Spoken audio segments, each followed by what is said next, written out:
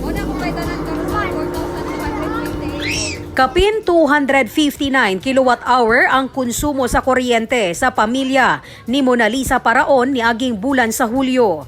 Sa ilang gamit nga appliances, sama sa refrigerator, telebisyon, radyo ug mga suga, anaa sa 3,700 pesos kapin ang iyang ginabayarang kuryente. Apan, tungod mo epekto na karong bulan sa Agosto, ang 0.92 centavos nga taas singil sa Cotabato Electric Cooperative kon Cotelco. Gilauman sab nga madungagan og kapin 200 pesos ang bayro no niini. Dapat sa mua lang po dili na dapat mo taas tungod po sa mga pandemic karon. Lisod baya kayo. Lisod pa ka sa maglisod pa ka sa pagkaon, maglisod gamay pa ang sweldo, mantaas ang mga baydunon, taas po ang ang mga palaliton, pait kayo. So nadungagan na noon. Nadungagan na. Tapos karon magdungag ka po.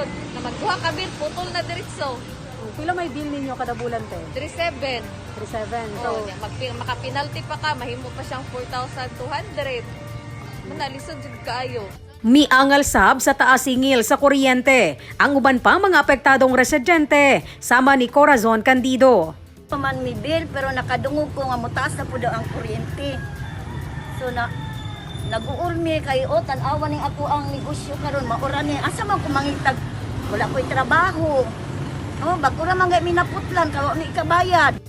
Gipasabot ni Cotelco General Manager Engineer Godofredo Gomez, kinahanglan nilang ipatuman ang taas singil sa kuryente tungod ni sakasab ang generation charge o ang variable cost sa ginapalit ni ini nga power supply gikan sa 5 ka power plant nga mao ang San Miguel Power Corporation o sa ka coal plant nga anaa sa Malita, Terma South Incorporated sa Binugaw, Turil, Sarangani Energy Power Corporation sa Maitom, Sarangani, JN Power sa Kausuwagan, Lanao del Norte o sa PhilInvest Development Power Corporation o ang NPC Pisam.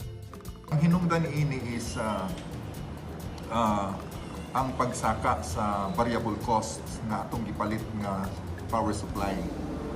Kung atong klaruhon ang Cotelco susama sa uban mga electric cooperatives, no, wala may sariling generator, meaning wala ta nagaproduce og kuryente. Murag retailer ta og kuryente, distributor ta og kuryente. So nagapalit og kuryente sa mga dagko nga mga planta. Kanang atong substation na metro gibutang ang NGCP diha. So kada 25 day of the month readingon anila. So unsay reading karon diha mo na siya ilahang kwintahon ug pilay gipalit, pila ang naso dito mga power gikan sa mga coal plants ug pila sad ang atong napalit mo na sila i-bill sa ato.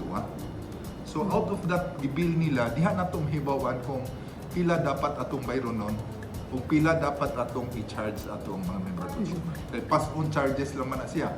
Wala ingon nga nagpatubok pa o nagpa-increase ta sa presyo sa kuryente sa generation sa atong ipalit. Gawa sa mga residential, apektado sab sa 0.96 centavos nga taas singil sa kuryente ang mga tag-iya sa commercial, small industrial o street lightings. Abiso karon sa mga konsumidor magdaginot sa paggamit og kuryente aron dili madak-an sa bayronon. Service area sa Cotelco ang entero North Cotabato. Lizel Anyon Banga, Newsline Philippines, Province of Cotabato. Stay safe.